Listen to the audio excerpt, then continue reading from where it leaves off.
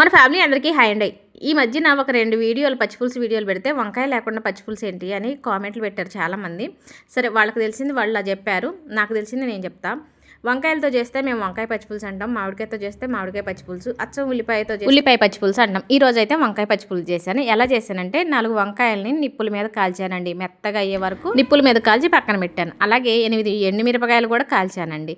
ఇక పెద్ద సైజు 2 ఉల్లిపాయలు సన్నగా తరిగి ఒక గిన్నెలో వేసి ఉల్లిపాయ ముక్కల్లో రుచికి సరిపడా అంత ఉప్పు, అంటే పచ్చిపులుసుకు సరిపడే అంత ఉప్పు, కొద్దిగా పసుపు, జీలకర్ర వేశాను. ముందు నిప్పుల మీద కాల్చిన వంకాయలు ఉన్నవి కదా, వాటిపైన తొక్క తీసేసానండి. ఇక ఎండుమిర్చిని ఉల్లిపాయల్లో వేసి ఇలా చేత్తో నలిపేశాను.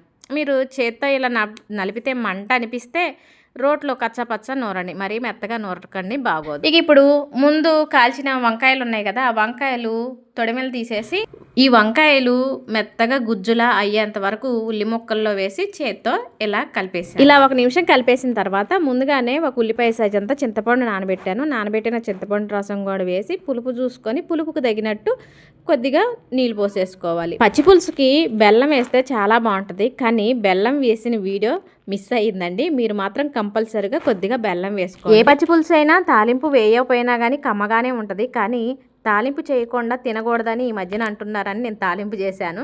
స్టవ్ వెలిగించి కడాయి పెట్టి నూనె వేసి నూనె వేడెక్కిన 2 ఎండుమిర్చి, కొద్దిగా జీలకర్ర, కొద్దిగా కరివేపాకు వేసి ఈ తాలింపుని వంకాయ పచ్చిపులుసులో వేయటమే. వంకాయ పచ్చిపులుసు రెడీ అండి. మరి వీడియో నచ్చితే లైక్ కొట్టండి, మీరు ఒకసారి ట్రై చేయండి.